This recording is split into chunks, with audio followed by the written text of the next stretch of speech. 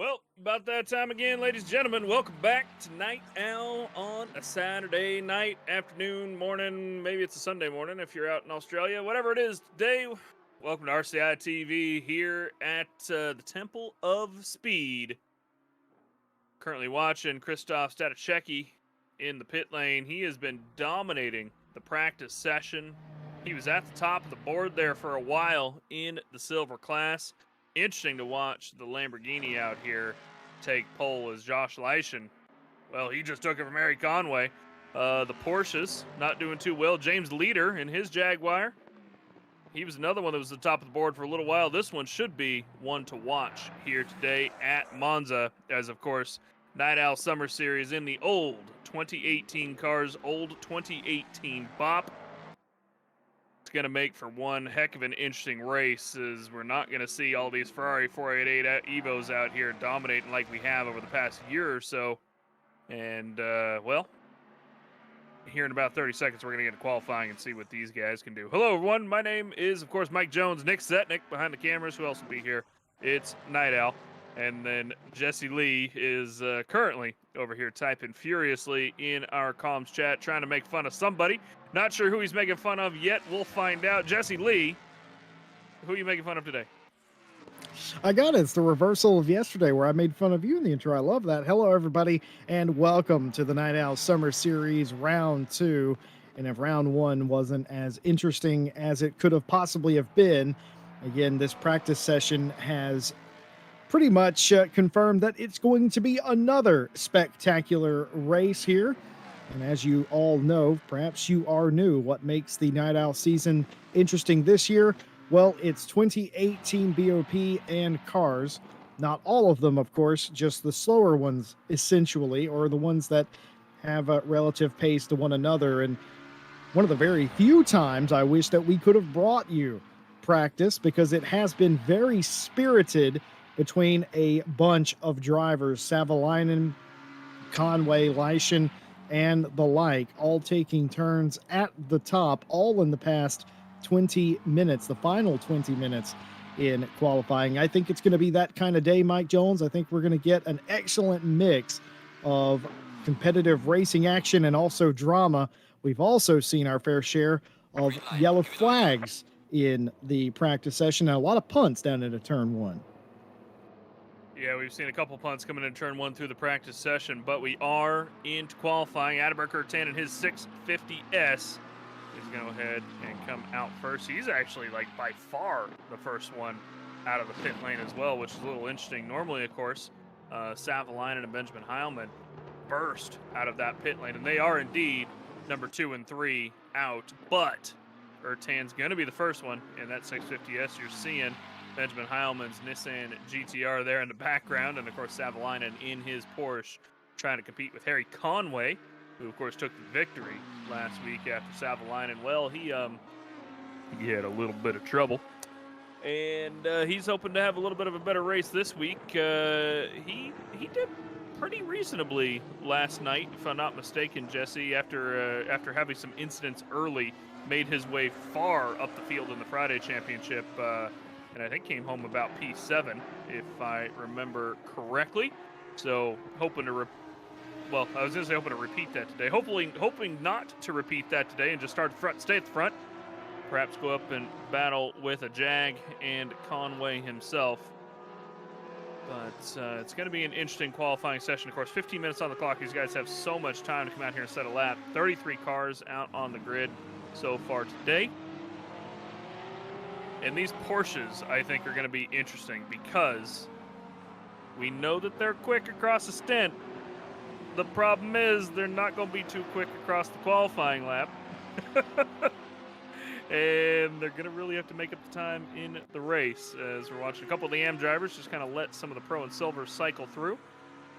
9-2-4 here, just letting some of the faster guys on through as Ertan has just started the first time lap. Be sure as Adalbert Ertan will get the very first lap today. And of course, you got to be careful. Track limits, not the biggest threat here, but ruining your lap, getting into and out of corners is through the first chicane, the Prima Variante. And now into turn two and on to the Seconda Variante, the second chicane, before we get down to the Lesmos. Two of them, of course. This I always found the harder of the chicanes, turning in difficult, getting out also difficult with the sand trap as close as it is. Excellently navigated by Ertan, the first Lesmo here. Blind entry, but the corner, if you get on the apex, it will carry you around. Of course, it is cambered, and the second Lesmo a little bit tighter, mind you, and you don't want to go out, and that's exactly what Ertan has done, overrunning the runoff zone. Well, now the log straightaway, as we will go under the old oval circuit and into Ascari. One of the most famous sequences of corners, very difficult. Giant sausage curbs on the inside of all of this. You have to navigate those and get it as straight as you possibly can, exiting Ascari and down the final straightaway and into Parabolica. Parabolica itself is a challenging corner, not nearly as banked as you would have liked it to have been. It's all about how you get in and where you apex. There's about 500,000 different apexes, but only a few of them work. You want to get as close as you can to the outside of the circuit, maximize your speed, and back onto the front straightaway. And that's a lap around here. And Ertan has invalidated, I think, their lap, and indeed they have, going off in the Lesmo. Yeah, so easy to do here at Monza, right? It is difficult to keep yourself on the entire track the entire time while you're pushing so hard. The Lesmo's so easy to go wide in. Savalainen does take the pole initially here. Conway less than a tenth away from him in the Porsche. So the 48.228 will stand for the moment. However, both him and Conway up about the same amount so far as they make their way out of Curva Grande and into the second chicane.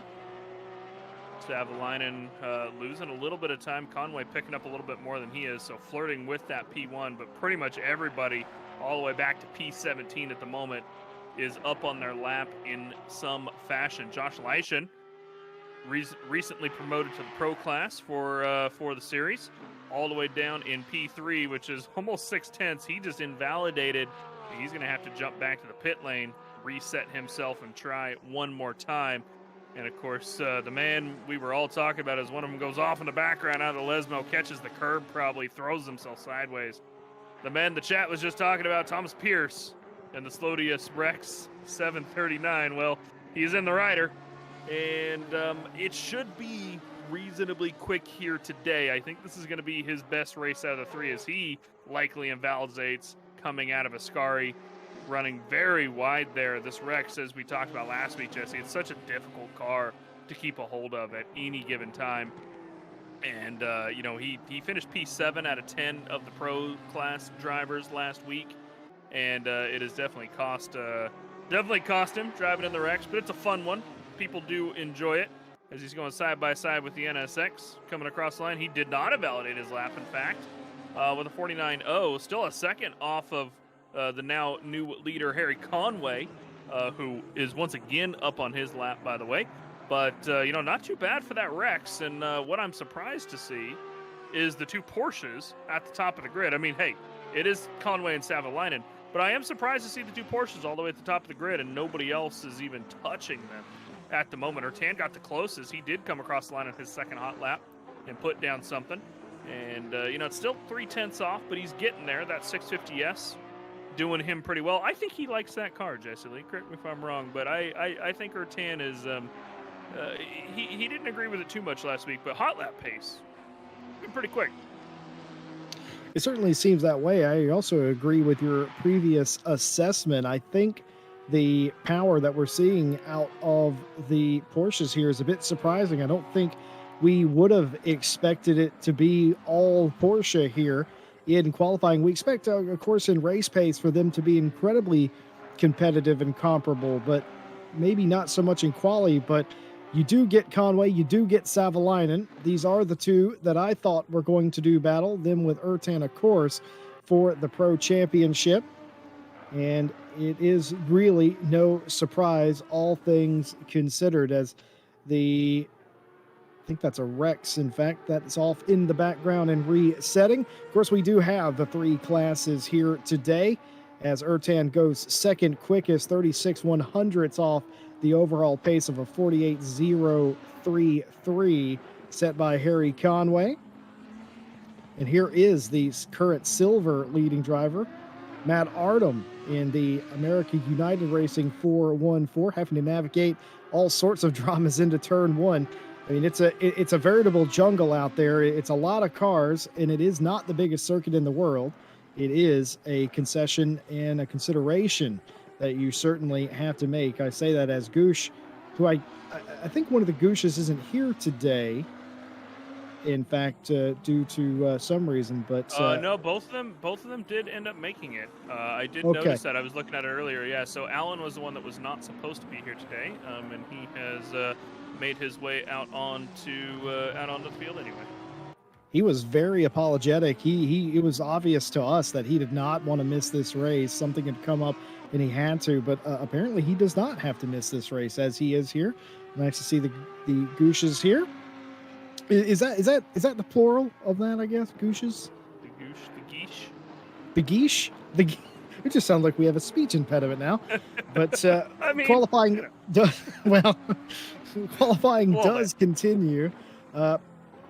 Mr. Mike Jones alluded to something earlier. If you were with us last week, we mentioned that. Well, we didn't mention anything. Mike Jones, the boss, mentioned he was going to bump up a couple of the competitors to new classes to help even out the pace differential. Josh Leishan being one of those, right at home in pro class here in Night Owl, as he's 4th quickest and sort of in the middle of the pro field. And I think we were talking pre-race. We were not quite sure if they received word or not that they had been bumped up until they got into the server this evening. I did mention it. The other one. You did mention it. Yeah. You did mention it. That's the thing. We mentioned it. We talked about it throughout the entire first race, that was likely going to happen. They qualified well. That's right. Fazal was the other one. I thought I saw him earlier. Yeah, Am I incorrect? Either way, a couple of competitors adjusted to different splits based on their pace. Harry Conway still leads here, but here is Josh Leishan, the Spinella Motorsports Lamborghini. You're talking about the Rex earlier.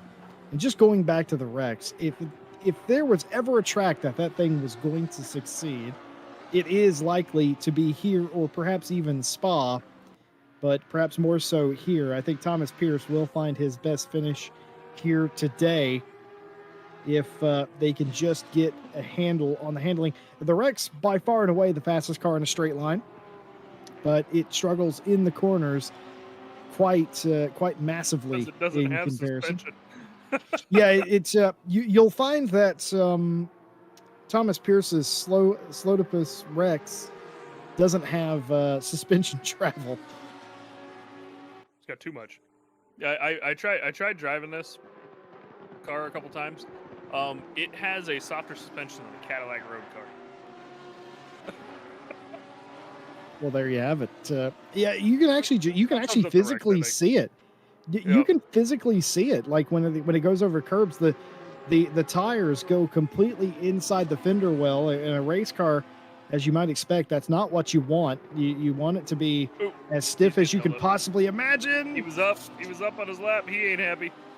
Yeah, he's not going to be happy about this. Yeah, there's nothing you can do. Flashing of the lights, Thomas Pierce frustrated in the final few minutes. If there is any solace, they will get another lap. Furiously flashing of the lights is the 10th place driver, as he was up on his time and he ended up down 7/10. So that tells you just how much he was held up, as he does get clear, at least for the moment, and will get another lap in. Certainly would like to start somewhere closer to the top. This man, Samir Foch, actually just went up into the 4th spot with that 48.270. That is exactly what I expect. It's very gold, that Jag. Yeah, okay. Here's the thing, though, Jesse Lee. Nick Sednick. Can we look at James Leader? What is Now that is a beautiful Jag, isn't it? Now that It is, really I is. think we can all agree, the purple coloration, the Jaguar, and the Jag on the side of it in silver or gold. Can't quite tell which one it is. Beautiful. Yeah, it's beautiful. Um, as expected. I like it. Jesse also likes purple, so it is what it is. But yeah, so Conway is out in front at the moment in his Porsche, and I am surprised to see that because Samir Foch, obviously Foch. We did decide it was Foch. Sorry, I'm gonna continue to say Foch until that stops in my head. Whoa, that Audi in the background. Yeah, that's kind of what we came to expect of the Audis last week, is it not? You go, oh, that Audi, and then they spin Yeah. somewhere, and we come back in a moment. Like that Yeah, seemed to be who's very not typical spinning? last week. These especially the old non-Evo Audis, uh, not the easiest cars to drive. Um, that said, Conway, I've noticed coming through Parabolica and out of Parabolica at the moment, has picked up even more time coming into Parabolica. He's going to drop a 47 here right now. And there it is, a 47.925. With Adaberker Tan now a tenth and a half back in his 650S. So the Porsche's still on the podium for the qualifying.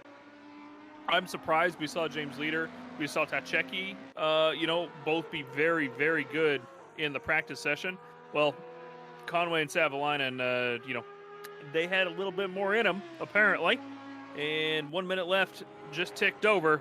These guys don't have too much more time to make it work, as we're currently still watching Matt Artem, still in P3 of the silver class. He is kind of flat with his lap time at the moment. Picked up a little bit. Oh, never mind. There he goes. Twitches off track. He picked up about a tenth through Ascari there, and then twitched himself off track. He should have enough time to get one more lap in, but Harry Conway's up again, Jesse Lee, as he's coming through the Lesmos. He's got a tenth and a half on him, and that might put him even further up the grid. Savalainen down on his lap. He will cross the line right now, so that means he gets one more. But I don't know if he can pick up 2/10. That's going to be tough, especially with Conway up on his lap again. Eric Conway leading the way, led the way last week to what was a resounding victory for Conway, returning to Night Owl after a season or so off and picking up the win, and is pretty much on the same trajectory here today. We stay with the Memento Mori Porsche as they will continue their lap as coming through Parabolica for the last time. What will this lap be? Getting as much as they possibly dare out of the Parabolica and onto the front straightaway. What is it going to be for Harry Conway? It is an improvement, a 47.887, adding just about 3/100ths or so more on his time. Jonas Savalainen will be, I think, the next car that has a chance of improving. And yes, indeed, Adaberg Ertan has come to the pit lane. Savalainen in third. He will need the better part of a quarter of a second to And so take far, away the top spot. not really doing that as well. Coming through Ascari picks up a little bit of time there, Jesse, but just not quite enough. And he's going to come out of the last set of corners here and going to have to try to pick up a little bit. Josh Leischen is 6/10 up on his time, though, as he's coming through some of the final sectors. So Adaberg Tan definitely going to finish in the P2 spot for the moment. Leischen lost it, unfortunately, coming out of Ascari. He was 6/10 up, and it was just rough for the moment. Coming through Ascari, he's in that Lambo, and it did not agree with him coming through there. But we can see, oddly enough, Jesse Lee, that is Thomas Pierce with a Sector 1 purple, over a tenth faster than everybody else on the grid. And that is a fantastic first sector from that Rex. But Harry Conway dominates the qualifying session today. As we switch into the race session, we're going to go over to the grid. Here are your qualifying standings, and we'll be back in just a quick second.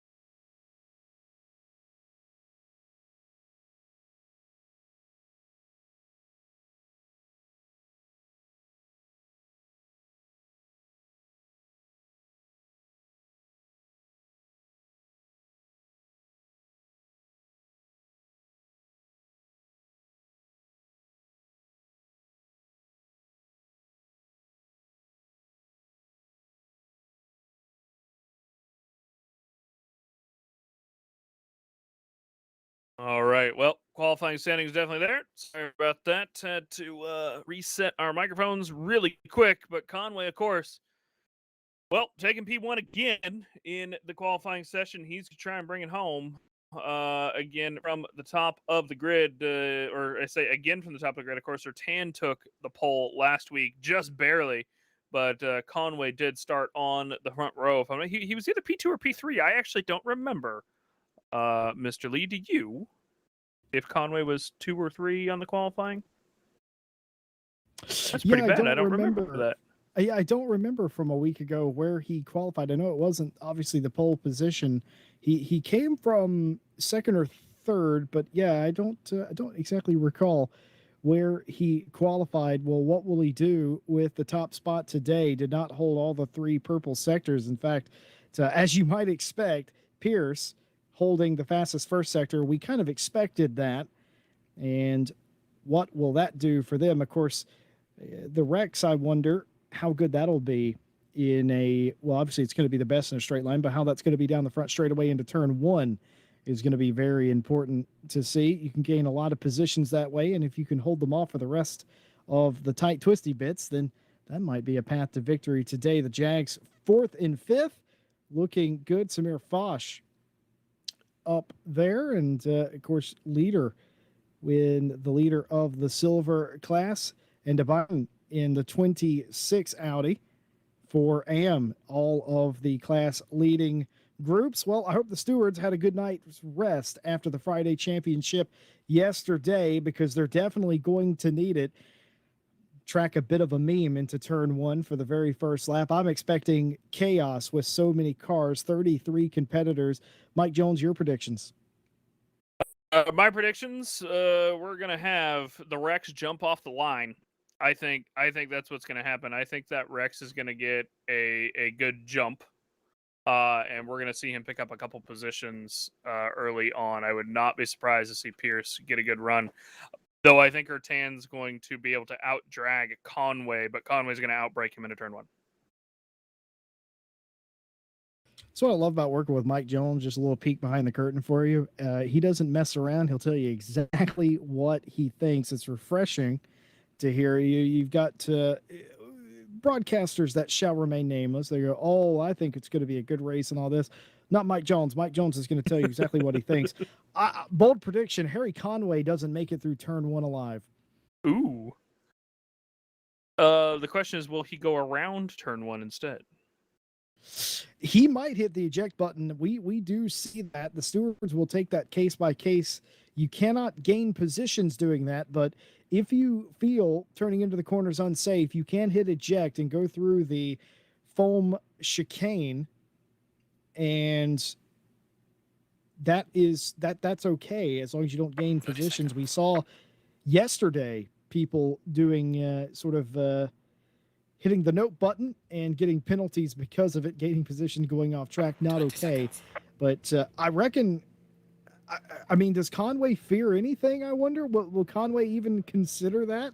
Will he contest it? Or I'm very much a live to fight another day kind of person, but I don't know. Conway might actually attempt to contest it. Well, the front row, a Porsche and a McLaren. Second row, Porsche and Jag.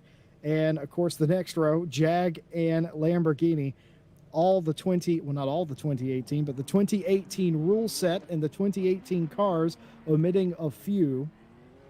No Evos here, 2018 tires, and all of that. It is a reset to win the ACC game. Came out, and sim racing first began. A art that was abandoned not 6 months after the sim came out and the 2019 VOP came out, and a lot of the drivers having to reacquire the knowledge of how difficult to drive these old cars were. And make no mistake, in comparison to the 2019 and especially the 2020 VOP, these cars, these tires, very difficult.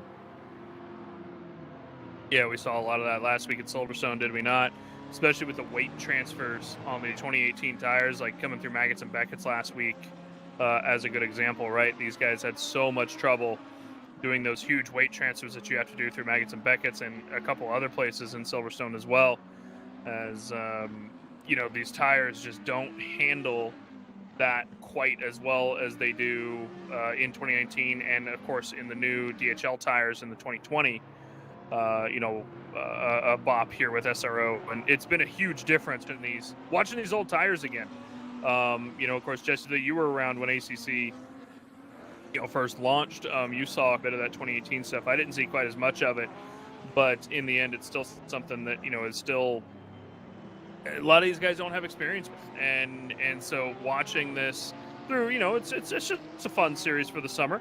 We'll get back to Night Owl racing, proper here in I think it's September 11 is going to be the first race of season 6.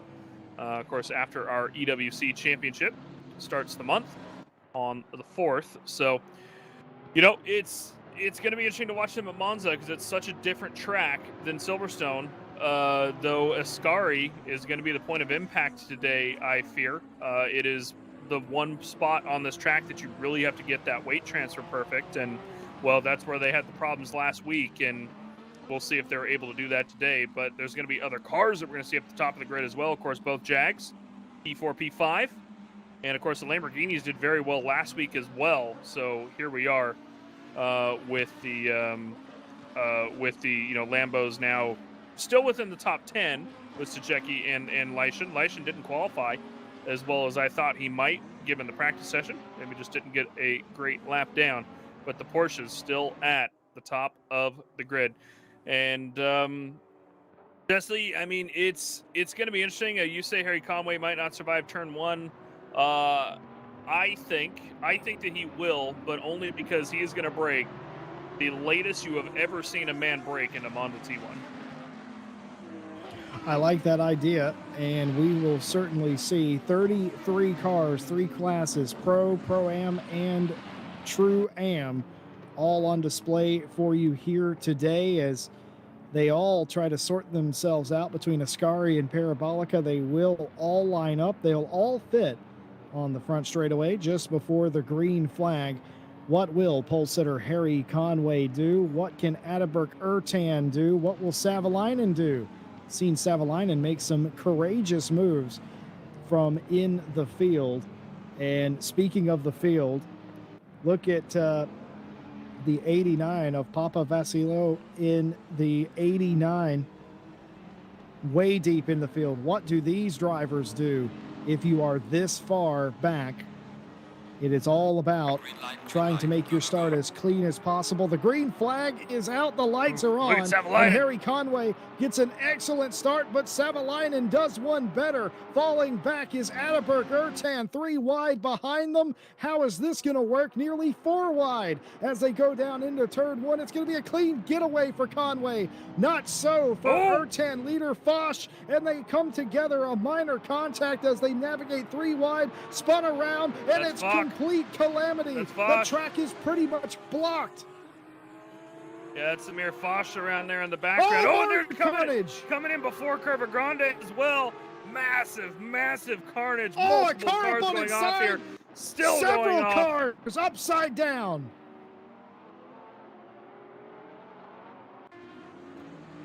There's too many cars to list. An extra chicane.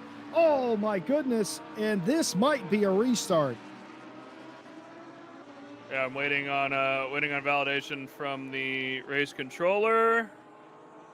And yes, indeed. So what normally happens is the stewards and the race controllers have a protocol. If there is a significant portion of the field involved in lap 1 incidents, it is in the rules here at RCI that a restart is possible. Not mandatory, but possible.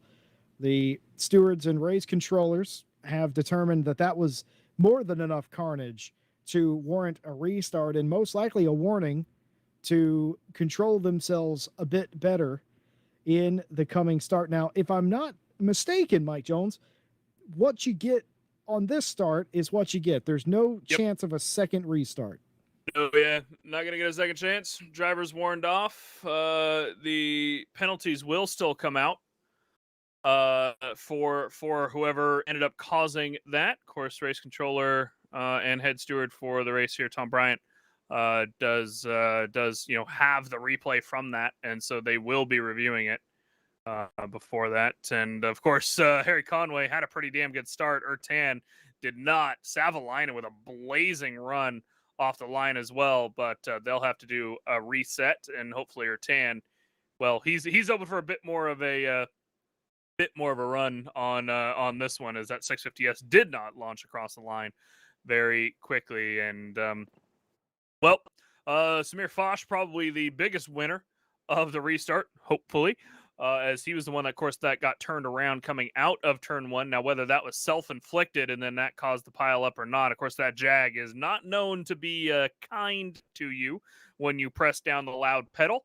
It does like to come around, especially on cold tires, and with the little bit of a cutback that Monza turn one has, it is not the easiest spot to be driving in traffic. So, question being, will he be able to hold it steady this time around? 3 more minutes. We'll do one more formation lap up here, Jesse Lee, and give it one more shot. That is the perk of being in the simulator, is that we do get a chance to call a race restart at times. Not that I have seen, a real life Monza turn one be much cleaner at times, but nobody gets hurt here, at least.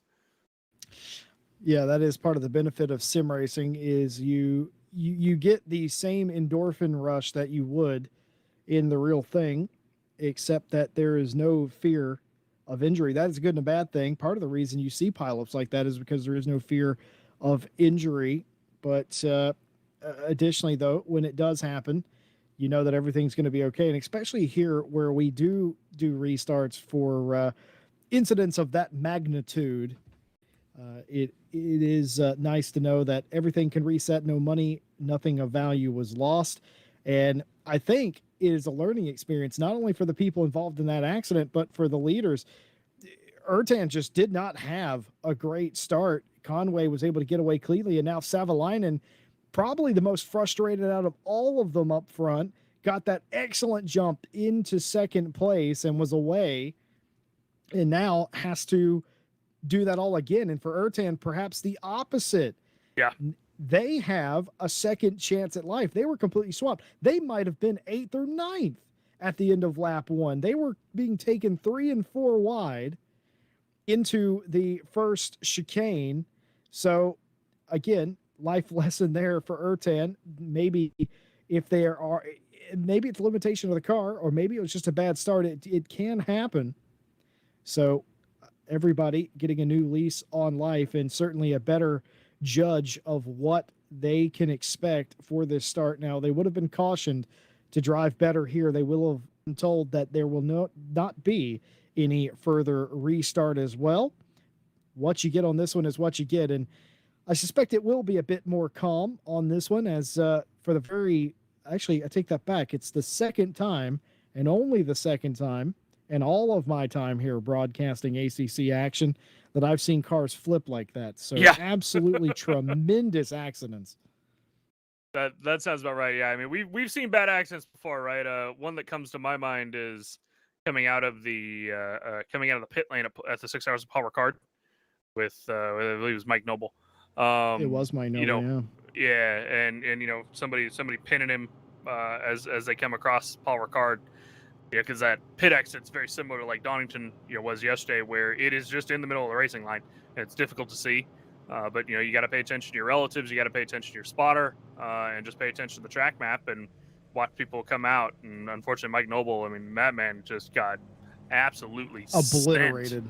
Like he was up on the wall. He was in the fence. Yeah.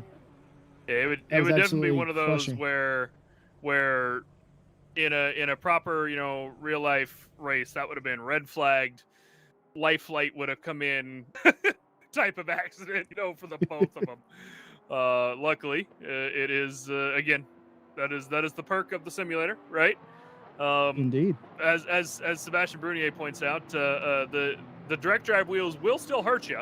I was going to say that. Yeah, that's a good point. I mean, even not direct drive, if you're pushing several Newton meters of torque, it can break your wrist. It can sprain your wrist in situations like that. One of the things in sim racing that isn't taught enough We teach about how to exploit different sims uh, physics characteristics and how to exploit setups and all this stuff. One thing we don't teach is a fundamental of racing that you get taught when you first start out if you go to a driving school, and Mm-hmm. that's if you are experiencing a crash, take your hands off the wheel, cross your Yep. arms, don't get anywhere near it. Yep. Yeah. You don't want to touch the wheel. It will break your wrist. Easy. You impact you. I remember I had somebody basically pit me about, I don't know, 6 years ago or so. And it was pouring, absolutely pouring whiteout rain at like 3 a.m. in the morning on my way to work.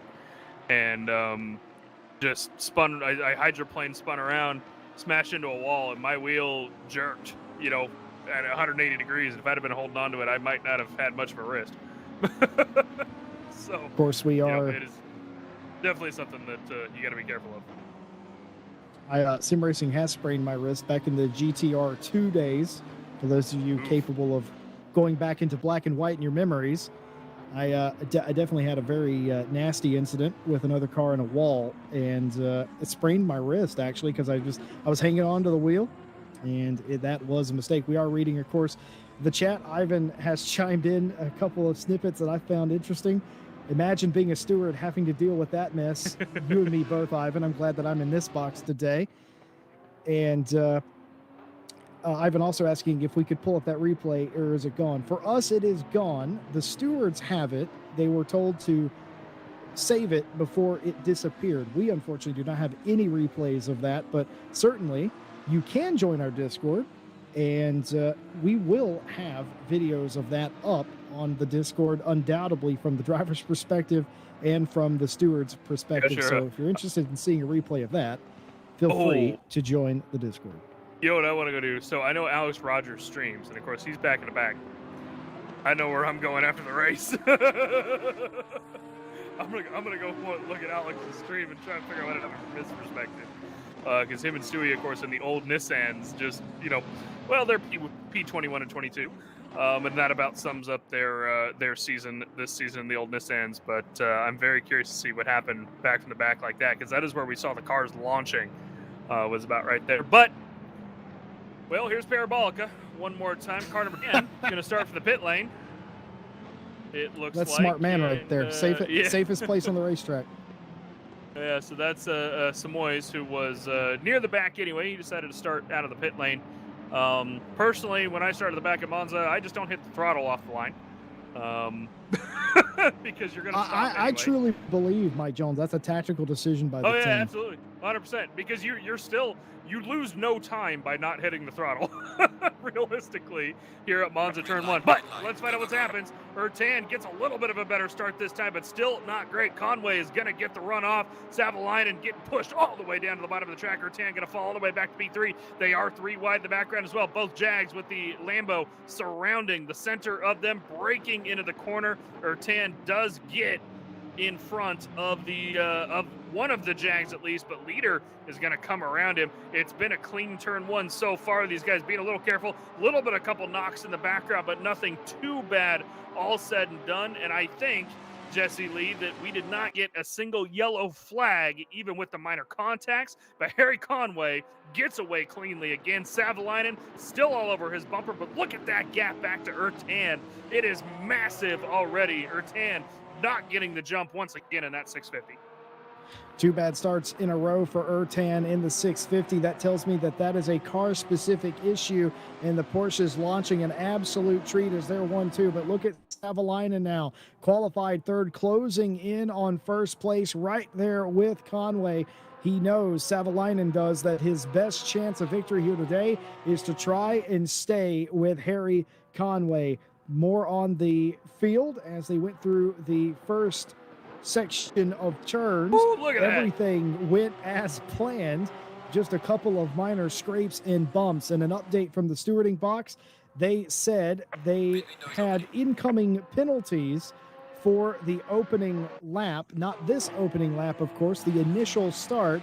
But if they have a high volume of workload in this race, they will have to review it post-race. So the likelihood of post-race penalties for the initial start is more than likely, according to the stewards. Thank you, stewards, for that additional information. Of course, now they have to focus on this race, but considering how clean that looked, they might actually be able to get to the initial start.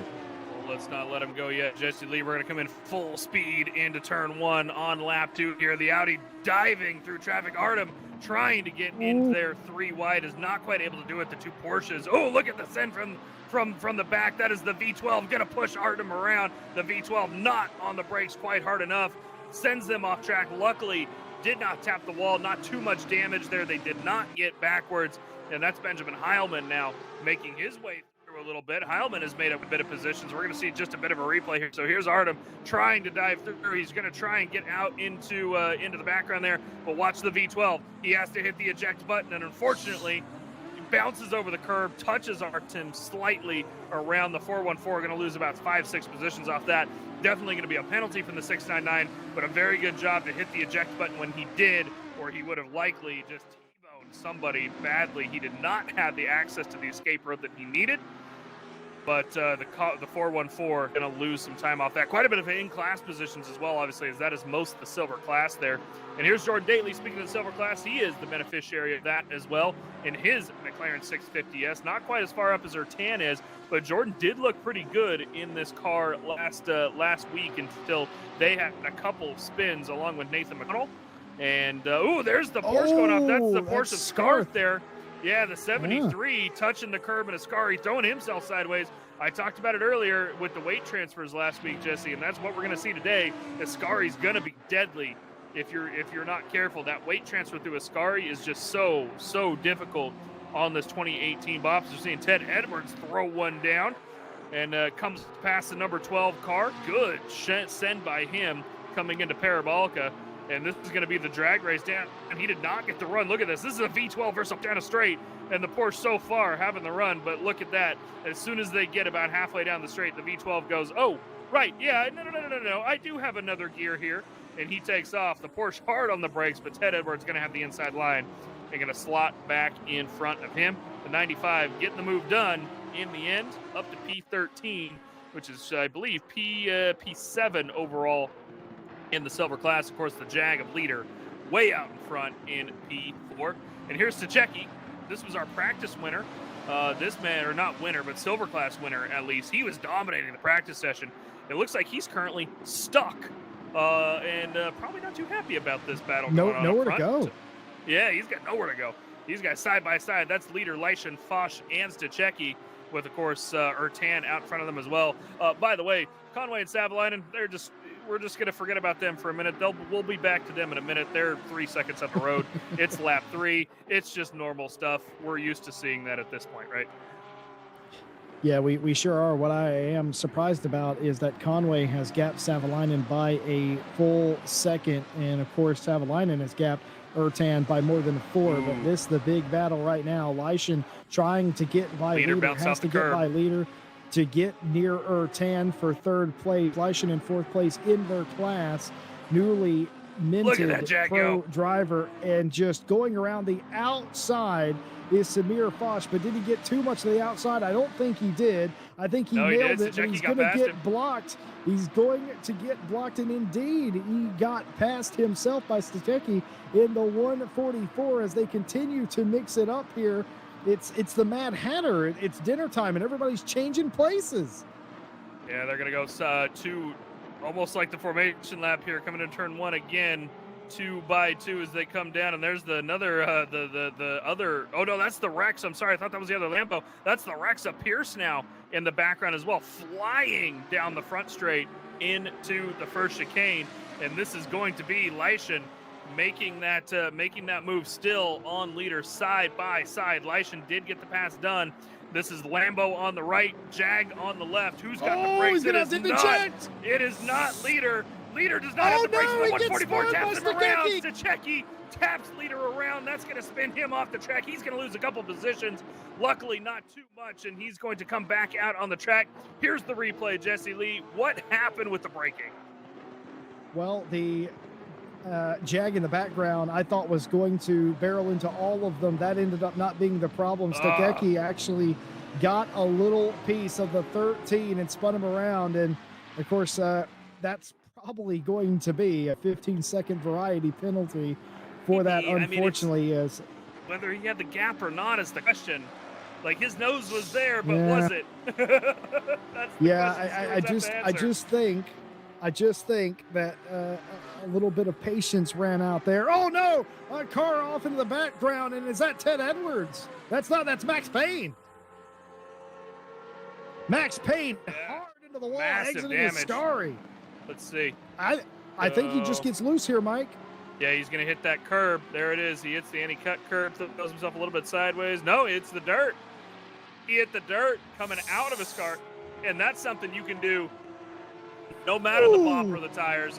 Good dodge by whoever that was on the right to dodge him. But Max Payne, he's going to have to either come into the pit lane or retire the car possibly. And the 966 is, I did see a yellow flag.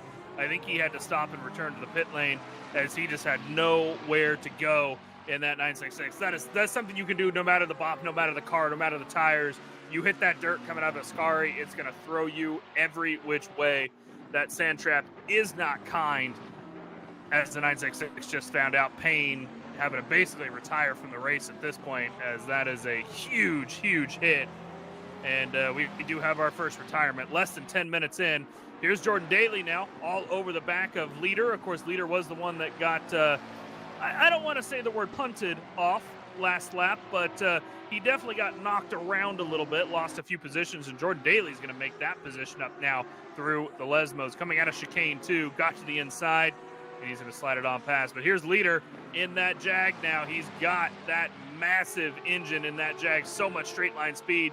He's going to try and go around the outside of Ascari. Who's got the later brakes? I'm going to say it's probably Jordan Daly in that McLaren, and it is in this case. He's going to slot back in front for Ascari, and Leader's going to try it down the straight probably rather than into one of the corners, as that's where his power is going to be. Chris Gooch has been promoted up to P2 of the silver class. Now that Jag is fallen back towards the pack a little bit further.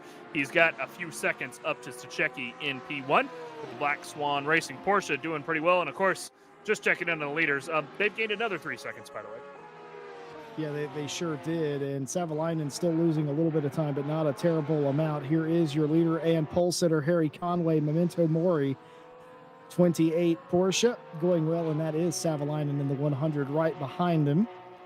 And not letting him get too far away is Savalainen, but the gap ever so slightly going out. But here is the big question, that 119, that is the last car, that is 32nd place, and the first car that will go a lap down. And we talk about it every week with these big grids, but it's very important here. It is very difficult as Chris Gooch has to hit a jet there. What happened there?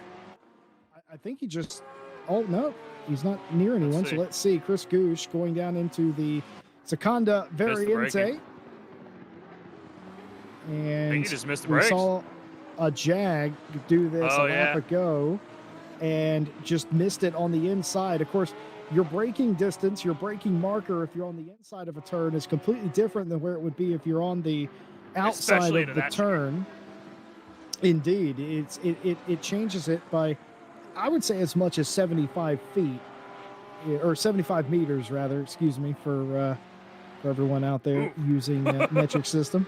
As it's not gotten any better for Chris Gooch, as they have to get back on the proverbial horse here and get their mind right. And after a scary moment like that, it is very hard to do that. But still second place in class, albeit a lot closer to Jordan Daly than he would want to be at this stage. And here's the lead of the AM class, by the way. McIntyre and Debonay, Debonay, I believe, is how you pronounce that. No, probably it. It's I'm Canadian, so Debonay is back probably me up correct. or tell me I'm wrong, Seb Bernier. Is that Don Debonay? We'll get confirmation from him in probably about 45 seconds or so from the chat. But McIntyre is potentially under fire here. But first, Debonay is going to be under fire from Artem, one of the silver class drivers who, of course, got sent around in turn 1 a little bit ago, and Artem's just going to drive around him. Like not even blinking twice. He is gone is that Silver Indeed. Class 414 Audi. And the 26 is going to have to wait a couple more minutes to get up to the 66 on the back of McIntyre. But yeah, the M class, I mean, it's definitely heated up towards the back as well. P25, 26, 27, about a second from each other. And I do see Nate McConnell in the pit lane already in the number 23 650S. Not sure if he potentially had some trouble or if he's just going for that early pit stop. Remember, they do have a tire stop today. That is a requirement for the race, and Josh Leischen still fighting for that podium position. Ertan trying to hold it off, but I don't know, Jesse. I mean, this 650S of Ertan is just not looking good today. He was quick in qualifying, quick in practice, not quick enough, obviously, to get up to the top, but he looks like he's suffering as this race continues on. He did not get a good start, both starts that we had, and he's falling backwards to Josh Leischen at this point. Yeah, it just doesn't have straight line speed, that number 14 McLaren, and everybody else seems to be trimmed out. If I had to take an amateur's guess, is there's some, a little bit of contact there between Ertan and Leischen, but if I had to guess about Ertan's situation, there's a little bit more downforce in that car than most of the competitors up at the front. And while that's excellent in the corners, it is a detriment in the mini straights. So we've seen that before. And I don't know if maybe that's just the 650 itself or a setup choice that Ertan has done, but one way or another, certainly free falling now is Josh Leischen, who has come from outside the top 5 and has now raced onto the podium, and an excellent job at that in that Spinella Motorsports 97 Lamborghini.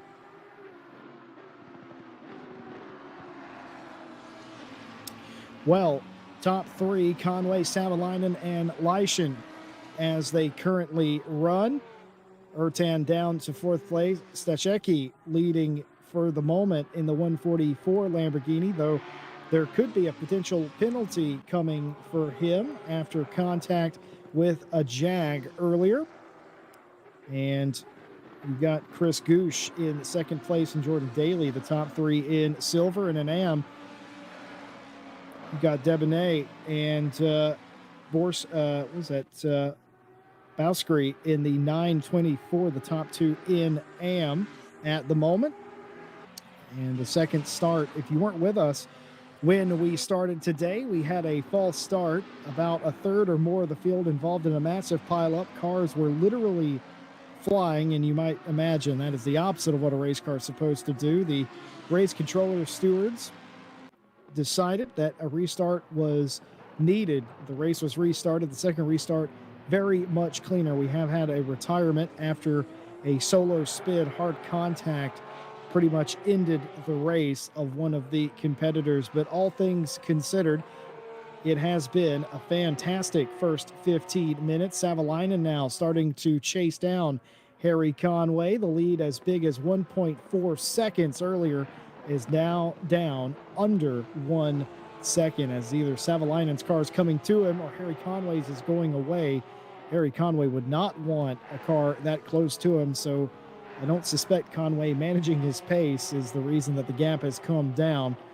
But be interested as well to see Josh Leischen, who has made it through the middle pack of the pro and top of the silver drivers, 7.6 seconds behind Savalainen. Keep an eye on that to see if he continues to catch up to these leaders. Could Leischen play spoiler today after being newly promoted to the pro category? Juan Carey's in the number 12, representing Brazil in the America United Racing, as there are a group of the America United Racing group here. In the 11th place overall is Carey's. Right behind, I think that's definitely Daly and leader. He's catching up to. Of course, we are paying attention to the chat. Thank you, everyone, for trying to help us decipher the names in the chat. Weasel Tube there, Don Debia. I'll continue to work on that. Thank you, Seb, for trying, and a big thank you to all of you for being with us here on your Saturday evening, wherever you are in the world. We hope that you are doing well, and we're glad that you are spending a little bit of your time with us. Don't forget to like, subscribe, hit the bell for more GT racing content. Ryan Gill will be back with you on Monday for the continuation of the Monday Championship, and of course, the Friday and Saturday summertime championships continuing into a third week next week as well, if you don't already have enough of myself. And a big thank you to all of our partners that make this race and every race possible. Race Department, AK Informatica, Driver 61, Fanatec, and Sim Racing GP. You can get 25% off driver coaching at Driver 61 by using our discount code. More information in the description. And while you're down there, join the Discord, get involved. Signups are open for a couple of our upcoming championships.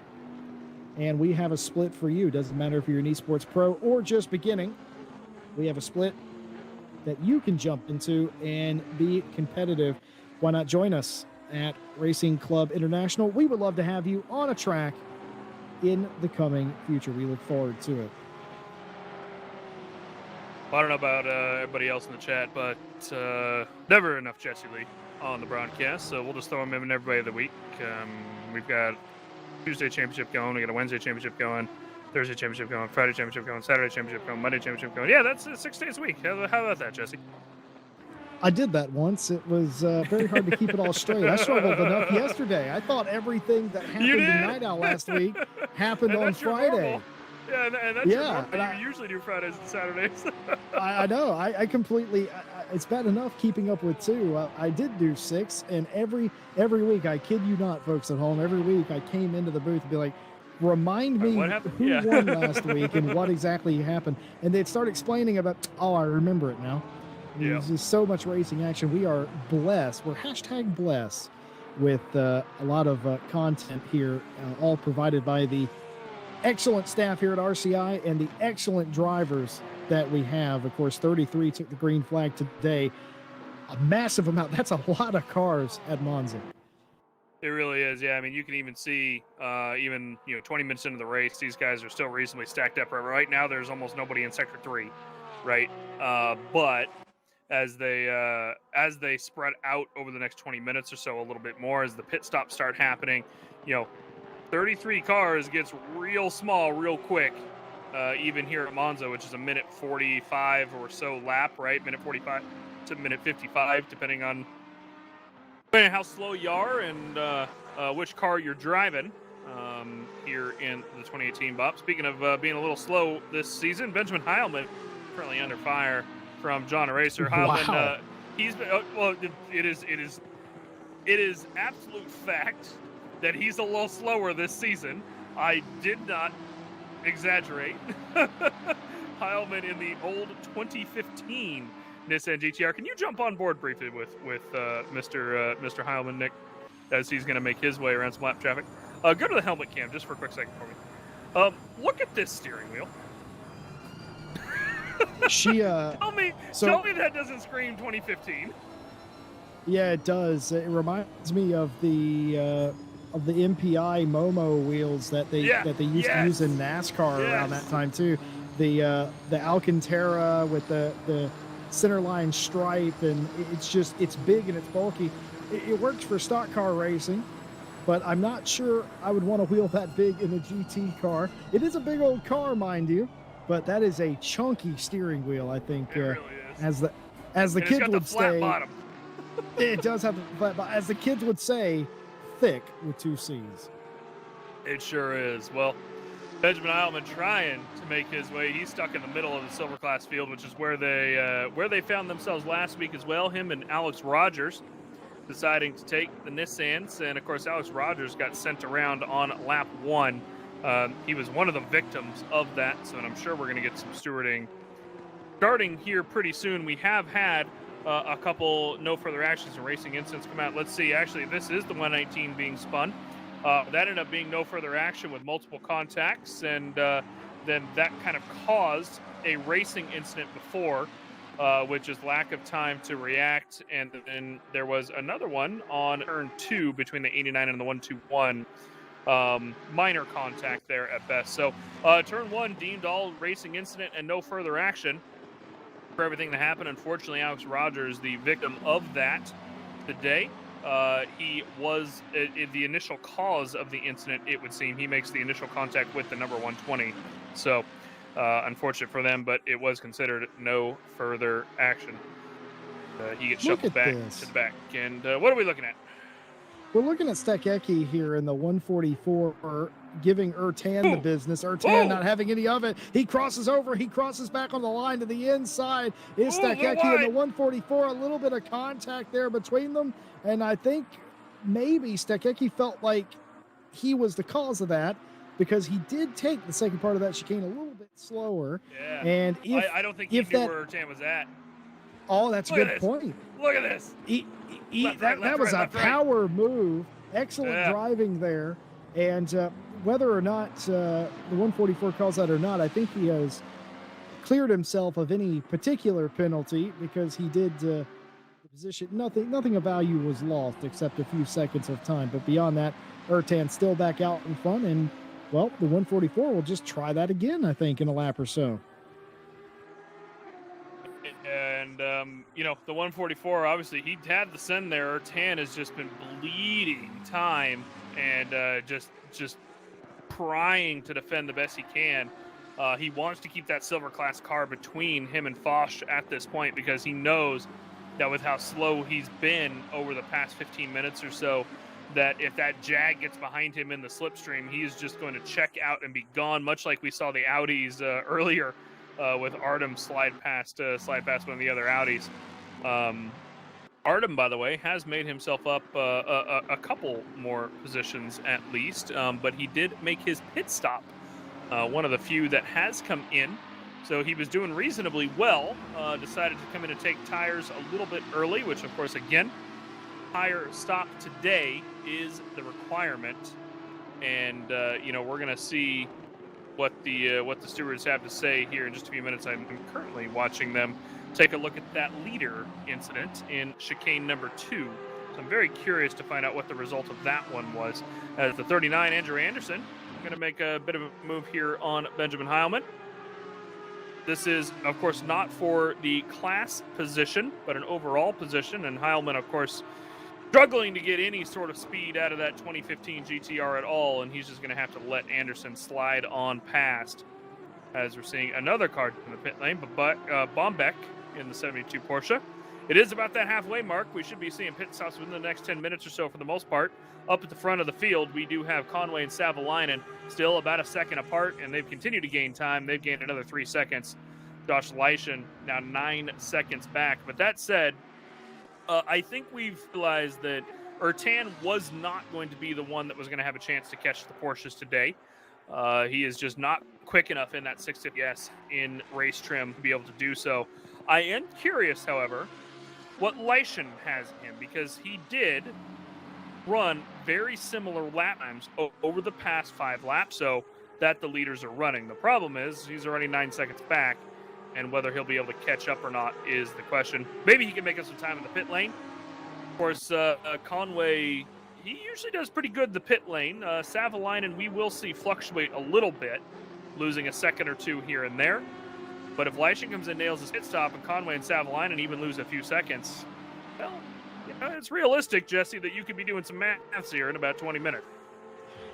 Oh, but I already have been, and it is the gap between Savalainen and Leischen. I mentioned about 10 minutes ago I'd be paying very close attention to that, and I have been doing the maths, as you might expect. Unfortunately for Leischen, despite his relative pace, he has lost 1.2 seconds to Savalainen, and by proxy, Harry Conway, the leader, is Andrew Anderson, the slower than Racing 39. Slower than you. Nice and yeah, it's nice that he's a little slower than you. It's nice to know that sim racers take this very seriously, as it is a very serious sport. Ooh, there's Foch. Oh, that's not good for Ertan. That is not what they wanted. And more near contact, but Jaguars. excellent driving as Samir Fosh has gotten through and is now up into the 5th place position and will be looking to take Ertan out of the top 4.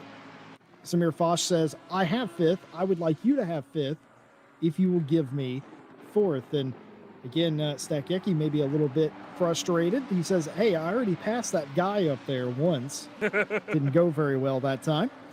But, of course, questions from the chat. We are watching the chat as per usual. Let's see what they have to say. Refresh myself. Yes, Luke says, I feel for the commentators having to pronounce all of these names. Hey, man, Yeah, it's an occupational hazard. Yep. It's what he should have said is, I feel for these Americans that are uncultured trying to pronounce all of these names, which is fine. That's what he meant, and that's perfectly fine. Ivan says, you're lucky that there's not too many Croatian drivers. Our names are whack. I don't agree with that. I think a lot of Croatian names are actually very fantastic. Difficult to pronounce, like you said. Jackie going for the absolute send into turn 1. Misjudges Didn't the come off. braking. And yeah, he is going to have to hit the eject button and slot on back behind Fosh one more time. But he's trying. He's trying to find that late braking spot. Unfortunately, he was a few meters past it, I think, this time around. And that's going to cost him. First penalty. There it is.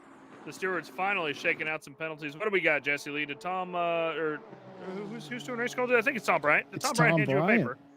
Yeah, Tom Bryant has done 15-second penalty for car 17. Wasn't alongside the 122. Stuck their nose inside and created contact in a spin. Position not conceded or returned. So 15 seconds for car 17. A drive-through penalty for car 699. Dive bombs, and I'm quoting here, folks, dive bombs from ages back, you can tell they're British, and tags the 414, bringing them both off track. So harsh penalty. What we would consider a heinous contact, a drive-through for 699, a racing incident between the 97 and the 13, 15 seconds, and a warning for car 6. Car 6 sends it down the inside of the 414, spinning the 414 around, and causes multiple avoidable contacts afterwards. Racing incident between the 12 and the 95. Racing incident between the 13 and the 888. Racing incident between the 97 and the 13. And we still, with all of that said, have not seen the resolution of the contact with the 144, who is now doing their pit stop halfway in the race. Why not? A great time to do your pit stop. I think we'll see the bulk of the drivers in around this time. I can't say so much about these guys up here at the front, but in the field, I suspect most of them will come in at the halfway point. Question in chat earlier as well. What are the requirements for pit stops? It is a tire change. I think that's consistent throughout the season this time. That's correct, yeah. I figured with the 2018 cars and tracks, that'd be a little nice to them. At least let them take some new tires. Yeah, just in case. And I think it worked out very well, Silverstone, and hopefully will today. But yeah, the 699, the stewards do note down as they're hearing us talk about it. The drive-through penalty, very much a warranted penalty. They looked at it a couple times and realized, yeah, this was a little bit, as Jesse put it, heinous, and decided to award that drive-through penalty then. By the way, Mike, I have a follow-up text from head steward Tom Bryant who says it was deserved because it was he came from a different postal code, according to the stewards. We're not laughing at somebody's misfortune. We're laughing because that's not normal verbiage. Yes, Mike. There is the 13 and the 144. There it is, 15 seconds for the 144 for that earlier contact with James Leader that sent him around in second chicane. So that's going to be 15 seconds now added to the end of the book for Stakiecki, because of course he did just come out of the pit lane with his, so will not serve that during his pit stop, will serve it at the end of the race. So that might cost him P1 in silver, possibly, because he was only, I think, about 5 seconds up around the time he came into the pit lane. And here is the recipient of that knock, James Leader. coming into the pit box. Right at the end of the pit lane is James Leader for the PSR number 13 Jag. One of our few Americans in the race is James Leader, and that purple Jag gonna drop a little bit of fuel in, some new boots on it. Conway and Savalainen did decide not to pit this lap as you expected, Jesse. I would expect them to come in within the next 5 minutes at the most because, you know, they're definitely moving a little bit slower than they were earlier. But at the same time, maybe Conway stays out until Savalainen pits because he's not going any slower than he is. And they're not really in danger of losing the 10 seconds back to Leishman unless there's a massive something that happens, right? So I think maybe Conway will just wait unless he only half-fueled, in which case they'll have to come in at some point anyway, which is entirely possible considering how odd the Porsche is. Even this older Porsche, the 2018 Porsche, I think this is, is so odd with its fuel differences.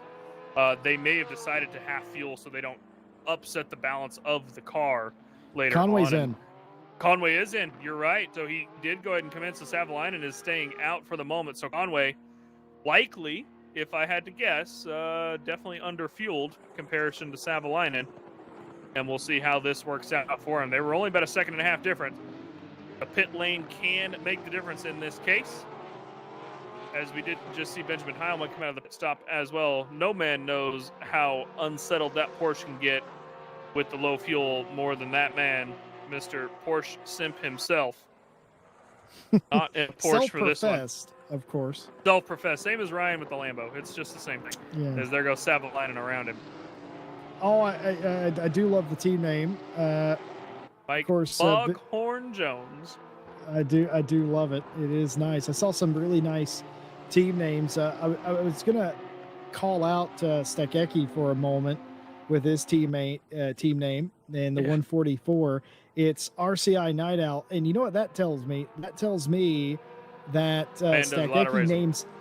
Yeah, he names his paint jobs by what series it is, so he doesn't forget. And it's basically like labeling your clothes Monday, Tuesday, Wednesday, Thursday, Friday. But that tells you, like Mike Jones alluded to, that man does a lot of league racing. If he's having to name his cars in paint schemes by what they're entered in. Now that's a choice. Alan Gooch, who was not sure they were going to be able to make today's race, seemed a bit frustrated by the fact that they weren't going to be able to make today's race. Well, they have done. And they find themselves, exactly. They find themselves leading in the Mystic Turtles Audi. Well, he may have just taken some paint bucks and thrown it at the car last second before he realized he can make it to the race. But the leader he is at this point, and by quite a gap as well, 3.7 seconds back to Samoes, is Alan Gooch. Having a great little run today, as of course Harry Conway is out of the pit lane. Let me take a look at this delta real quick. So Harry Conway, 107.6, is the fastest pit stop of the race by 0.2. Amir Foch being the next one at a 27.8. And everybody else is at least in the 108. So that means that Harry Conway so far has picked up at least a half second on basically the entire field's pit stop. So when Savalainen comes in here pretty soon, it's going to be very curious to see how he can do in the pit lane, as of course they were only a 2.8, I think, between them. As Harry Conway came into the pit lane, it was fluctuating between about 1.3 to 1.8 ish, and we will see how that shakes out here in about 25 minutes as they approach the end of the race. But Savalainen is going to pit at this point. He's still not pitting, so he must have taken just a boatload of fuel and wants to go for the massive overcut, even though they need tires. Jesse, I'm sure you're going to be keeping an eye on those lap times and seeing how they do. Yeah, I am. I've also been thinking about the strategy.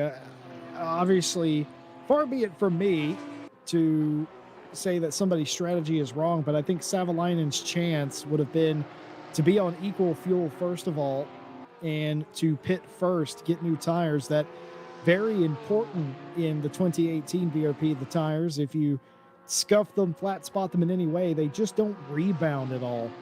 And and even with wear, it's more pronounced. The handling characteristics change. I would have definitely undercut Harry Conway, but of course, I'm In not the pit the lane now. driver.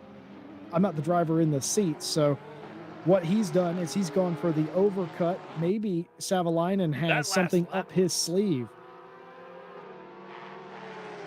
I think that last lap was a quick one too for him. So him and Ted Edwards, the only one that have not pit, and Ted is also coming in the pit lane right now. So to see Carries how and that Heilman goes. having a battle for the ages too. Yeah, not a class position here, but a little bit of a tap there. Down. Yep, he gets a little wiggle off, taps him, and that's going to be Cares losing a position now because of course Scarth and Anderson were right behind them. And so Cares might lose a position now. As we're going to see what happens. Heilman now all the way down. This is going to be the Audi of Anderson, potentially coming past him as well. One of our new stewards is Anderson. He's come in, not steward. He's going to be one of our broadcasters, I believe. Anderson. Oh, well, there it is. There you go. Yeah, got to get him hooked up at some point. I tell you what, put him in the box with me. He'll be a pro in no time. Either that, or he'll have no idea what to expect. He'll either be a pro or he will be none the wiser. I'll put it that way. Be very interested to meet him. I've called many races with Anderson in it, but I've never actually spoken to him. Well, welcome aboard, Anderson, and I look forward to working with you in the future. Tedwards is in the pit lane. Savalainen's pit stop, 1.2 seconds slower than Harry Conway. 3.5 seconds back now. Yeah, I was going to say he's going to be at least 3 seconds behind as that particular strategy has backfired, but newer tires, will that play a factor here in the final 10 minutes? They didn't lose a ton of time, but you never know. It isn't Mount Everest, the mountain that Savalainen has to climb, and you wonder if he will have a shot. It is a solid second place for the time being, as Leischen is 9.7 back of Savalainen now, and order restored. Pretty much everybody has completed their pit stop with 20 minutes to go and 19 minutes left on the pit window. Of course, everyone had to take tires, and we suspect there's been some fuel shenanigans here. Some of the teams have probably taken lower fuel. Others have taken a bigger fuel load. Yeah, the bigger fuel load definitely going to play a factor here potentially as we come through the remainder of the race. 21 minutes left to go here at Monza. And we are going to pictures here for just a moment while we got RCI radio. Unfortunately, broadcast. So what are you having for dinner slight tonight? Broadcast issues. I don't know what I'm having for dinner, but I know what I'm having right after the stream, which is some leftover pizza. I've been looking forward to for a couple days. We're having Korean barbecue here as soon as this race is over. Is what we're going for, and I've had Korean barbecue before a bunch of times, but never homemade, never in the fashion that we're making it tonight. So it's going to be very interesting as well. We got some more comments from the chat. Oh my God, a Rex and a Jag. Dear God. Luke says, Jag is awesome here. It's like its only good track. I've got a fan. Zolder exists. Yeah, it's also true. That's also true. I've got a fan in chat as well. Thank you for your very kind words.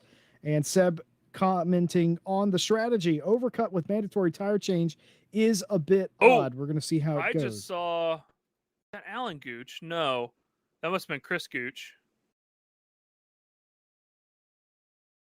Nope, it's not. Okay. I saw one of the Audis around and it looked like Alan Gooch's car, but it was indeed not him. So I thought for a second that a mistake was potentially made there. Fortunately, nothing too big. It was actually McIntyre who was in P3 in the M class, so he just lost his position. We had a car and ended up having to have to check out the stewards whenever they come back up with that one here in a little bit and figure out what happened. Yeah, we're still gaining time, Jesse Lee. I don't think the overcut's working for Savalainen in this race. Yeah, I didn't think it would. And Seb Brunier, who has infinitely more experience than me, uh, tends to agree. And just an update on stewarding: racing incident between the 12 and the 95, racing incident between the triple 8 and the 13. Actually, I think I've called these already. No further action between the 72 and the 26, and a warning for car 7 for using in-game chat. You don't see that a lot. They're warned not to use the in-game chat during the broadcast for obvious reasons, but a bit distracting to the driver and all of that. So a warning for that, and that's pretty much it. Racing incident for the between the 739 and the triple three, and everything else not no extra penalties. And I think it's safe to say at this point that the initial start will have to be looked at post race, and you just have to feel for the stewards. This is, of all the races that I've done in the past 2 or 3 weeks, they've all been like this. It's required overtime to sort it all out. So my hat's off to every single one of you. Yeah, the stewards definitely have their work cut out for them, as always. And we did get an update from Race Control, by the way. The 66 car that I was just saying, Alex McIntyre, he had some technical issues, which caused his self-induced ejection from the race. So unfortunate for McIntyre on the podium position in the AM class, and has to go ahead and retire that out. We're seeing Josh Skaith here try and chase down Benjamin Heilman, just running wide out of Lesmo 2. Touching the dirt, keeping a hold of it, though, which is not something you see very often here at Monza. You touch the dirt, usually you go flying somewhere. Josh doing a good job at holding that one steady. Heilman still just kind of holding steady. He's actually picked up a couple positions from the start of the race. He started back in P20 or 21, was it, and has made his way up to P13. Still, of course, in the middle of the silver field. But the man who is pulling away from his rival at the moment, up in overall position 1, Harry Conway in his 28 Momentum Mori Porsche, and 4 seconds ahead of Savalainen at this point is he. Josh Leischen, by the way, has not been able to keep up with Savalainen either, and has settled very well into P3, 11 seconds back, has lost time rather than gained, as you potentially expect them to do. Minor contact here between the 73 and the 120 coming out of turn 1. Perhaps a little bit of a punt to pass there from the Porsche as he sends one around the outside of turn number 1.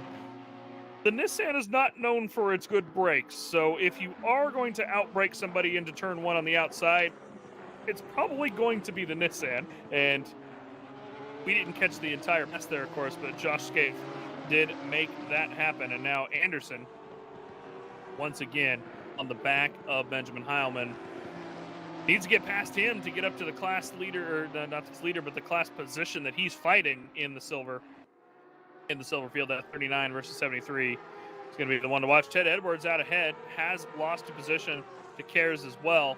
He was ahead of him just a couple laps ago, so I'm wondering if Ted Edwards is losing a little bit of grip. V12 tires, but of course, the silver class podium, still Tachecki out front on track, but it is ever so close on whether he's actually going to win at or not with that penalty. It's very close back to Chris Gooch, and of course James Leader right here going for the move along the outside. That Jag, so much speed down the straight, making it look easy. You can't, it's a Porsche. What are you going to do? You don't have any speed down the straight, and the Jag is just he the lost ultimate it. machine. That's going to make him probably lose the position there. So having to send it around, and he is going to go to the outside and slow down. He's going to have to let Chris Gooch back by. James Leader, take a look at that one. And there's George James Daly on the back of Leader. him now as well. Here's the replay. James Leader, knowing the rules here, he had the pass complete. I'm not sure the stewards would have minded too much, but Leader knows that he has this position no matter what he does. So to keep himself from even being investigated, so to speak, what he's done here is he's going to give that position back, and he's going to have he lost it to Daly get as well. that position back. But that's right. Daly has gotten around him as well. So work to do for James Leader for PSR. Just getting it ever so wrong there, ever so slightly after the pass was made, overcooked it, and has work to do. Now, what I was going to say was I had been doing the maths, and at the current pace, the 144 was not far enough in front of Chris Gooch or James Leader to take that position away, or excuse me, to keep that position. My estimation from one lap ago saw the 144 finishing third because of that 15-second penalty. That is no longer the case. Yeah, this is going to be really interesting for Stachecki. I mean, he's gonna have to kick it into gear very soon here, or it's going to continue to cost him. But he's got people breathing down his neck, and that's 2 Pro Class cars. I can't. It's interesting because if he feels like he's faster than Ayrton and Pierce, which I think he does, it's better for him to stay out front of them and lose a little bit of time to potentially having to defend than to get behind them and potentially get stuck behind them fighting, right? So Stachecki's in a very awkward position at the moment that he can't be losing time, but at the same time, can't let Ayrton and Pierce by, because otherwise he's just going to continue to lose time with these guys fighting, tooth and nail. Ayrton is not very quick today in the race. He was quick in qualifying. He actually just lost. He lost fifth to Stachecki just now. In fact, and now here's Jordan Daly continuing to try and defend, but around the outside is James Leader. Leader trying to go the long way around Lesmo 1 and 2. You don't ever see this happen, folks, but the Jag holding strong around the outside should have the horsepower as we power up towards Ascari. It's a dead heat for the moment, but you think the top end of the Jag would prevail. They're going to end up side by side still inside the advantage. And I don't think Daly is going to give an inch, and in fact doesn't, and eventually is going to not concede the position. He's going to keep that spot. That's incredible driving by Jordan Daly, and Leader is going to be beside himself in frustration now. Yeah, Leader still just not able to hold on to this position quite yet. Of course, he got the pass done very briefly. Oh, Jordan getting sideways at a parabolica there. That's going to compromise his exit just a little bit. The Leader has fallen so far back. The question is, how deep will this slipstream go? I don't think deep enough this lap. I mean, you can see him encroach, but Jordan's got the inside. He's got where he needs to go. Leader, that Jag is not very good on the brakes, even in comparison to that McLaren 650S, who has not got some of the best brakes, and Jordan's just going to be able to cross over and get it done. So even though he slid a parabolica a little bit, Leader not able to get as enough of a run. That Jag it's so quick down the straight, but man, is it difficult to break in. And even with that 650S not being fantastic on the brakes, it's still going to cost you being in that nice heavy Jag G3. Leader, though, I mean, he ain't going to give it up. Unfortunately for these guys, though, look at Chris Gooch. He's down 3.5 seconds up the road. Well, that's what happens whenever you fight. Like you get Leader here fighting with Daly, and then you're able to disappear up the road. But I've just had an epiphany in my head that the 144, he probably pronounces his name Stachecki, and I've just now realized that the entire time. We've probably been pronouncing his name wrong for the past 2 weeks. We do apologize for that, but I'm going to start calling him Stachecki because I'm going to go with the group here and assume that is the correct pronunciation. But look at this. Could have had a chance there, but absolutely blocked. James Leader's blood is probably boiling at this point, and Jordan Daly is not too happy either because he would like to be further out in front. The only person happy here is Stachecki and Chris Gooch, who are all very clear, and Stachecki does have the overlap now. I am happy to report, and even with that 15-second penalty, is still in front of Chris Gooch for the win in silver. So the penalty at this point is not going to cost them, but we take a look at the fight for third in class. James Leader has an excellent run up the front straightaway this time. Will he get clear? Will he have the overlap? I don't think quite, as Daly continues on the inside. And of course there is the ever-present danger of lap traffic, and line astern are the 197 and the 13. Incredible stuff for the silver podium. Yeah, James Leader not going to give it up. He's got 8.5 minutes to go with it. Conway, of course, just checked out up front. He ain't got anywhere around him that is going to be worth a fight. Savalainen still 3.5, 4 seconds back. Conway can bring it coasting in for victory. Sachecki, as Jesse Lee just said, is on P1 overall silver for the moment, even with the penalty, as long as he keeps it up. I am seeing a yellow flag coming out of Lesmo, too. Looks like car 739, which is Thomas Pierce in the Rex. Just had a bit of an off himself.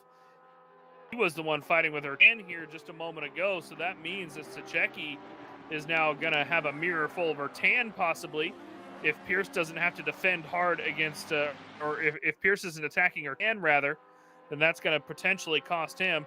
And there's a penalty come out for Jordan Daly towards the top of the silver field, a 15-second penalty for contact with car number 12 a little bit earlier, which I believe is one that we saw on air where he bumped him off. What was it? I think it was the Lesmos, if I'm not mistaken. Jesse, I'd have to go back to my replay and check it out. But Jordan Daly is going to take that 15-second penalty. That's going to drop him minimum one position back behind leader. I don't think it will make up the time back to the number 12 car, though, which is, of course, the car he bumped off, as Cares has fallen back significantly, even with the minor amount of damage he had at best. But if he has to continue fighting against James Leader here, he might end up falling multiple positions. He needs to take off, or he's going to continue losing positions. This means that Leader just won this fight. It's over with, unless Leader wrecks. But Jordan's now got to worry about the cars further back. And here is Andrew Anderson still fighting Benjamin Heilman for that. I guess I'm going to call this a chance at battling the 73 car at this point. It's not points for him to beat Heilman, but he's got Scarth a couple seconds up the road. He ain't got a lot of time left. If he doesn't get past Heilman here soon, it's going to cost him, as more penalties coming out. This one back towards the back of the field.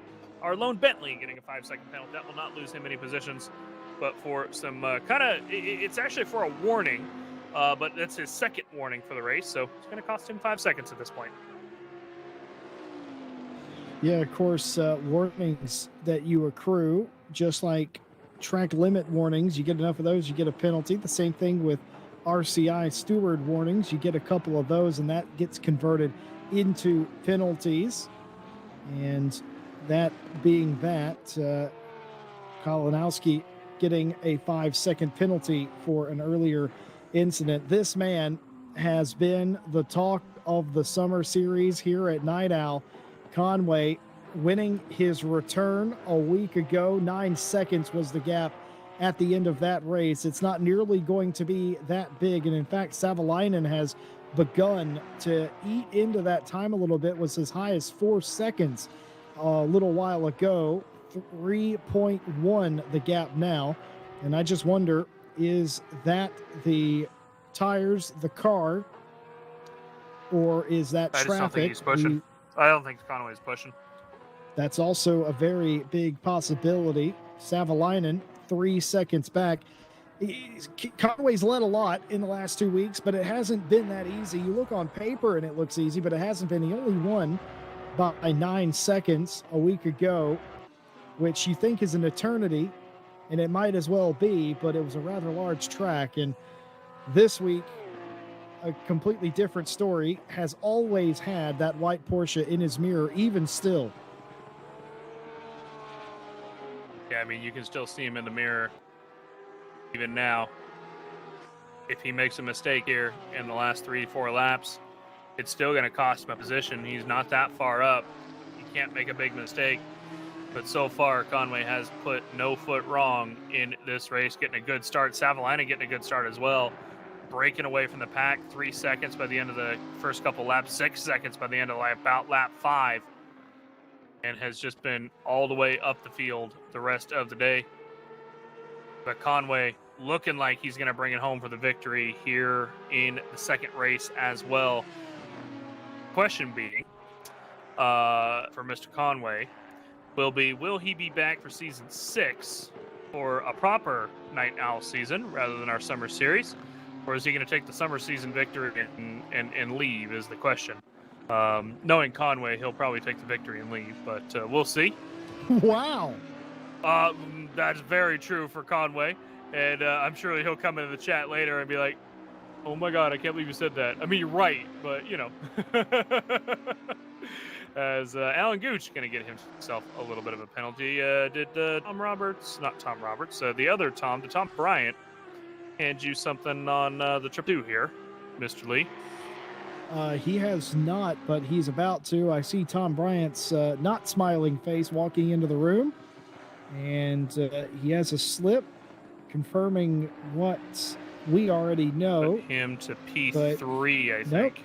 Nope. In fact, that was not what he handed me. He handed me a no further action for car 12 and 120, so not resolved the penalty for the 222, but incident still coming in. Racing incident between the 197 and the 13. No further action between the 924 and the 97. I suspect it's in here somewhere, Mike Jones. Yeah, I'm sure he's probably shuffling through. I mean, we're shuffling through papers here, trying to find it. So we will hopefully grab it here in a second. That's going to lose Alan first place. Yeah, he's all the way down to third. It's actually going to be fourth, isn't it? Is it fourth? It might be. Yeah, it's he close. might lose the podium. Yeah, it is indeed. Keep in mind as well, what we have not seen, which this could be for, to be fair, it could be for the first start. There could have been an incident that he caused, because we have not had those penalties either. That will be likely mostly post-race penalties as the stewards go back to review them, as of course they difficult to dump out of the reap and then back in at that point to do that. So apparently the 222 penalty is in here. Tom is shuffling back through our papers. Here it is, 15 seconds, lap 5, turn 1. 15 seconds and a warning for the 222 as he loses 2 positions. And so yeah, basically the 222 punted the 23 off track, loses a couple positions, is able to rejoin, but the 222 was not able to give the position back for that.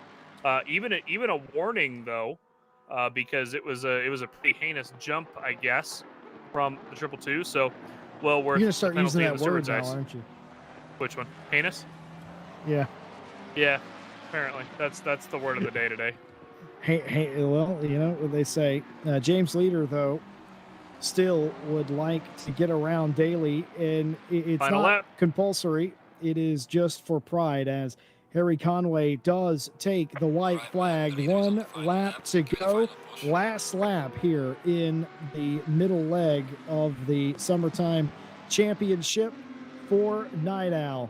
It has been all Harry Conway, and it looks like it's going to end that way. Meanwhile, battle still in the pack as Alan Gooch trying to get around the lone Bentley and perhaps give a little bit more space, and expertly done by Gooch to get that pass done into turn 1 and away. And you never know, that could be the difference between a podium and finishing 4th. That's how close it has been in AM for the day. I think he might just pull off 3rd, but we will wait to the end and confirm. Meanwhile, here's Leader again going around Daly, or at least trying to defensive driving from Daly. And here comes Leader around the outside, side by side even, and now in the lead is James Leader going down into 1, but still the inside is Daly. Later on the brakes, brakes on the Jag not nearly as sufficient, and that will be the determining factor as Daly holds on to that position, if for nothing else but for personal pride. And an excellently done job by both of those drivers to do that and conduct themselves in a respectful and clean manner. That said, the gap to the 12th car has gotten bigger. So Jordan's not losing 2 positions off this penalty at the moment. And there you have it. Jordan Daly no longer losing 2 positions. So that will be some solace for Daly as Harry Conway comes around to finish the race. And Harry Conway, the winner again, twice as nice in a return to competition. 2 for 2 in the Night Owl Summer Series for the 28 Memento Mori getting it done. Harry Conway wins. Savalainen ends up being only 1 second behind, closing in a lot I'm at curious the if end. Harry 1 was. second victory. Oh, you know what? I wonder if he was having to feel safe. I wonder if he was. Josh Leishin completes the podium in pro, and Stachecki will win the race in silver, but where will they be when everyone cycles through? Samir Foch, 4th overall, Ertan, 6th, and Chris Goosh will come across the line 2nd in silver. Pierce in the Rex, 8th, Daly, 9th, and 3rd in class, and leader in 10th, but that whole silver battle is going to be turned on its head in the final standings. Carries Edward Scarth, Heilman, Anderson, Artem Arasser, Fast, Bombeck, Gills, and here is your AM winning Alan Goosh, who wasn't even Rogers and going to Foster be having here some fun. today, and ends up winning the race. Oh. May not get to keep it. And Samos in 2nd place, and Debonet in 3rd. Round out all of your podiums, and that being your He's AM good for P2. podium. By the way, looking at the timings, Gooch is going to get P2 because Debonet is 8 seconds back, so that's going to put him still ahead. Is Gooch. So yeah, the final standing is still going to be there, and of course this. These are the overall results. Well, Jesse, that was action-packed. Yes, it sure was. By the way, one final piece of business, just so we dot our I's and cross our T's for you.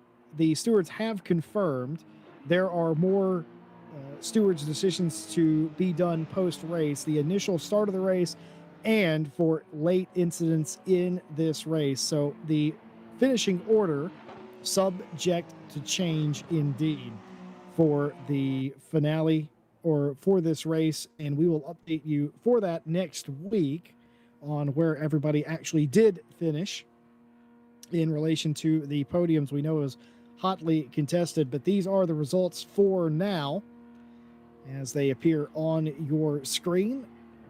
And what we do know is Conway won. We do know Harry Conway won, Savalainen in 2nd, and Leishin 3rd. There's no penalties. We don't know about Leishin. He may have caused something. We don't know because I don't think we looked that far. Now that's a fair comment. It's really just Conway and Savalainen we know that broke away. Here's the thing. Mike Jones says Josh Leishin, can't trust him, may have done something in the initial start. That's what happens when you abandon the commentary box. Oh, it's getting real cold in this shade. Josh Leishin just has the chills all of a sudden, but it is 2 Porsches and a Lamborghini up front. Long story short, you're going to have to come back next Saturday, I'm afraid, and hang out with us a little bit more, and we'll tell you just what happened as post-race penalties are abound for that initial start. It was all over the place. It was a crazy race. It was a fun race, and a lot more respect than I expected to see. A lot fewer incidents than I expected, as some really great racing and some tight confines here. Typical Monza race, all else concerned. Yes, Mike Jones. I just saw something in the chat that I'd like to point out. Samoes, who effectively won AM because Gooch's penalty, was the car that started in the pit lane. We said it. Go ahead, rewind an hour, and say it to the point where they're coming around to get the second green flag, and we mentioned that's actually very smart. So Samos does win in the AM class, barring any additional post-race penalties, from the pit lane. Started 33rd and finished 23rd and first in their class. Sometimes it pays to be safe and smart. It sure does. Well, Samoy's definitely won the AM class today, unless there's any penalties coming out. For that, for the first start, we will see. He is convinced that he should not be getting any penalties. But Hungaroring next week, every time Jesse Lee and I call a race at Hungaroring, it tends to be a fantastic one. We will see how it goes with the 2018 BOP. I'm expecting those Porsches to kind of dominate the race, not only because it's Conway and Savalainen driving them, but because the Porsche is really good at Hungaroring. But we will find out next week. 2018 BOP at Hungaro. It is the final race of the summer series. And then, of course, season 6 will start here in just a few weeks. We've got EWC, our endurance championship, starting here very soon as well. And that is something I'm very excited about. Nick Setnick and Jesse Lee, of course, will be broadcasting that, a little bit more of a podcast style broadcast than a full commentator stream, and a absolute ton of RCI staff to be driving, especially in the silver split. There's like 8 of us in the silver split, Jesse, so you should have some fun with that. And of course, Indeed. RCI Team Pink up in the pro class, going to be fighting for that victory with Mikhail and Fabian Schmidberger. Should be a good one. And well, I think that about wraps up the stream for today. Again, thank you to all the partners, Driver61. Take a look at the description if you'd like some driver coaching. You get a discount on your consultation over there and a free coaching session to go along with that for about $8 with the discount code. And of course, you can check out SGP if you need to run yourself a community or are looking for another community race in here within Assetto Corsa Competizione Race Room, as well as Assetto Corsa and soon Automobilista 2. Of course, go check out Race Department AK Informatica as well. And then, of course, if you need any sim racing gear, Fanatec is there as well. Affiliate code in the description for that for a discount, because who doesn't like discounted stuff? And it's been a race here at Monza. It has been action-packed. It has been fantastic to watch. It's been a fantastic race to call. Nick Setnick needs to run out to a barbecue. Jesse Lee has to go get some Korean barbecue. I'm going to go have some pizza. Have a good night.